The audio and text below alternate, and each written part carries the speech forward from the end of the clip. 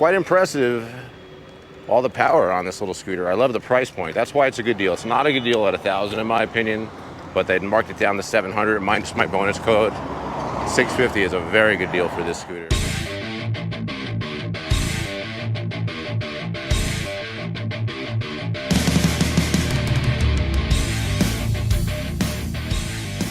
What is happening, fellow pioneers of human transportation? I'm Yogi Steve, and you're watching ESA, the Electric Scooter Academy. I usually make videos about high-powered scooters, but today I'm showing you the InMotion Climber, not for the first time. So today I'm making a video about a commuter scooter.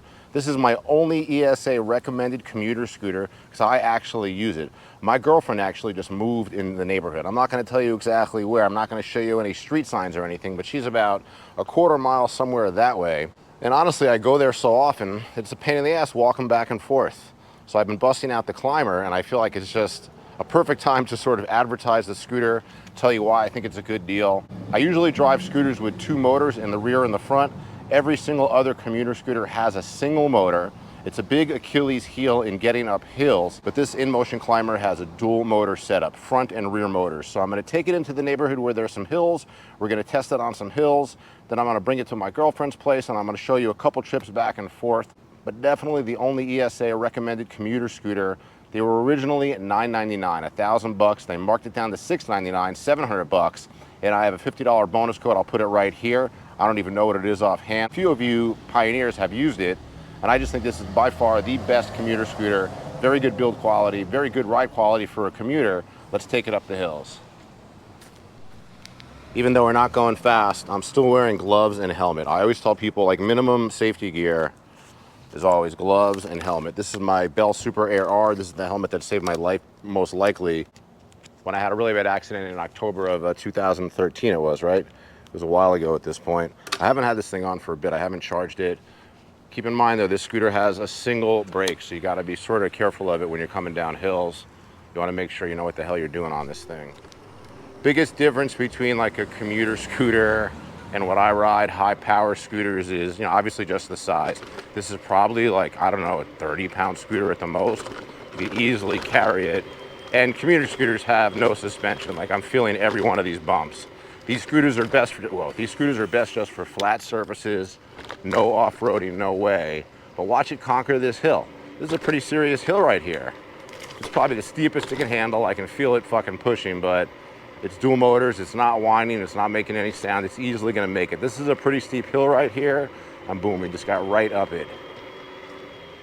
I think the hard part, the scary part almost is going downhill on these things, because, you know, it's a single brake. So basically it just means that just basically means you should anticipate. Like, I'm not gonna let myself build up a lot of speed going down this friggin' hill. Brake works pretty good. I do, if this scooter had two brakes, that would really be a game changer. I think it's got electronic brakes in the front though, for sure. I think there's something going on in the front. All right, now we're gonna whip it towards my girlfriend on the Climber. My guess would be this scooter goes like high teens, low 20 miles per hour max. It's got typical 9-inch commuter scooter tires. I checked them for air before I left because this thing was sitting for a while. I hadn't charged it for a while either. It has like 3/4 of a charge. Normally I would charge everything up before bringing it out, but we're not going far. And I think that's more common for a commuter scooter owner, to not charge the scooter all the time, to basically just ride it on their little rides as often as they need to, wait for the battery to get low, and then recharge it. Like high power scooter riders, even if we did like only 1/4 of the battery, most of us will top off our battery for the next ride. Little bit of a hill here too, as we close in on my girlfriend's neighborhood. This scooter can fucking do it.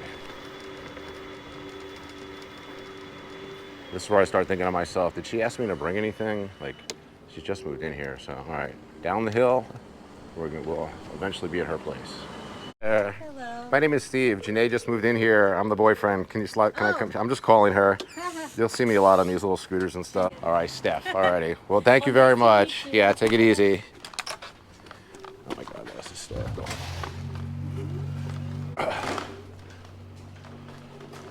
Hello. Hey, what's up, baby? I know. Scooter Steve is here. Animals. Scooter Steve is here. You guys need to mind your business. Well, you know, it's funny. I called you to let me in, obviously, and then there was a girl at the door. I was like, "Hey, I'm Steve. My girlfriend Janae just moved in. You're gonna see me a lot around here." And she just, you know, she talked to me for a second. Her name was Steph. Where did she live, on the other side? No idea. She was literally at the exit. Bye, baby. I love you.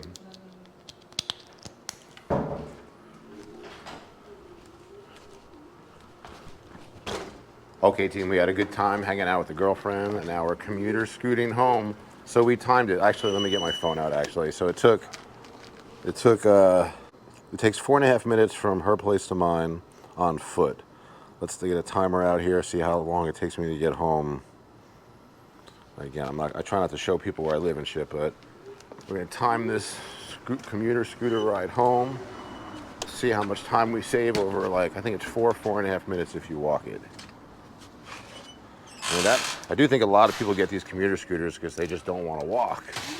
Like, especially, like, imagine if you worked a whole day and then you got to walk like a mile home or something just because you're tired. I think before and after work is when people probably really would love to have a nice little commuter scooter like this.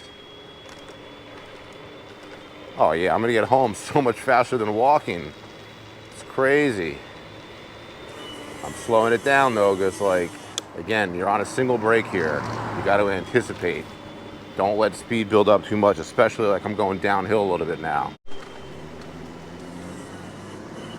All right, we're right in front of my place. Let's see how long it took to get home. 1.5 minutes, actually. It wasn't as much of a time saver as I thought. Another fun mission on the InMotion Climber. Another local trip on the InMotion Climber. We're going to pick up like some food and some random stuff at Target down the street. I feel like I'm really getting in the mindset of the commuter scooter rider, where just a lot of it is about, like, I don't want to walk down to Target. I mean, it's a pretty easy walk. I'll try to record like the whole thing basically. But on the scooter, it's just much, much easier. You don't have to get that like low grade workout. I mean, I already worked out on my own, right? I already lifted today. I'll do cardio separately. I'll go hiking on other days. But if I want to go pick up some quick groceries right down the street, why do I want to make this fucking walk? Jump on it, your little commuter scooter. It's less gear too. Like, I don't have my shin pads on. I don't have my elbow pads on. I have my lighter helmet on. These things are still dangerous to a certain degree, like any two-wheel vehicle. Gotta watch out for these assholes driving around here too. Little commuter scooters like this don't really have any suspension. Like, these are some bumpy ass shitty roads down here. But this scooter does the job. It's good enough. Whoa, lady, watch out. I don't want to get into an accident while I'm testing this fucking scooter out. It's pretty hard to accumulate a lot of miles on these things. There is a major drawback to commuter scooters though. It's like, if you're not gonna repair them yourselves, the cost of repair can be very pricey if you go to a scooter mechanic. Scooter mechanic, I mean, I used to say at least $100 an hour, but I think like a real mechanic is more than that now, to be honest with you, because it's such like a niche set of skills. And there's so few people who can work on the electronics, the frame, the brake, the tires, knows how to work on everything. You can say it's fucking zombie central out here. Plus, we're a lot less offensive on this thing. This isn't like being on the big giant scooter. But we're gonna go up this ramp here and whip around. Love the dual motor element. I can really feel it as I'm out here riding. If you're gonna get a single motor scooter, get the eMove Cruiser V2. A lot more money than this, like $1,500. At the area of this, I don't have mine yet, but I'm picking up one like this week at Forum Motors, and I'll be making content with that pretty much almost right away. All right, here we are at Target. Do some light shopping. I got everything I need at Target. Now we're just trying not to get fucking killed here. Let me go, what are you doing? Let me go. All right, so super bumpy roads like I was saying up here. It is what it is on a commuter scooter, you know. I like to use these for short trips. That's what they're for. Obviously, there are people out there that put like massive mileage on these things. We're gonna make this move right here. I think we're gonna do it. We did it. Beat the fucking cars out of there. The scooter's doing like almost 20 miles an hour up a slight incline. The scooter's doing 20 miles an hour up a slight incline. That is definitely pretty good. Yeah, 20 on the odometer. Probably accurate. Feels like 20. I mean, feels slow to me. I usually drive faster, but quite impressive, all the power on this little scooter. I love the price point. That's why it's a good deal. It's not a good deal at $1,000 in my opinion, but they marked it down to $700 minus my bonus code. $650 is a very good deal for this scooter, for sure. One more hill to test it on right here.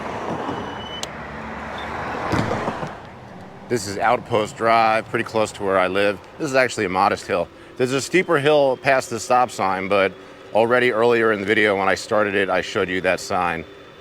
This is probably going to be the end of this InMotion Climber video. I took you out on it for a couple of days. I love it for local trips. I think it's a good value, good build quality. Use my bonus code, get that $650 deal. Like, subscribe, comment, set your notification for the live stream. I appreciate your support, fellow pioneers. See you all next time.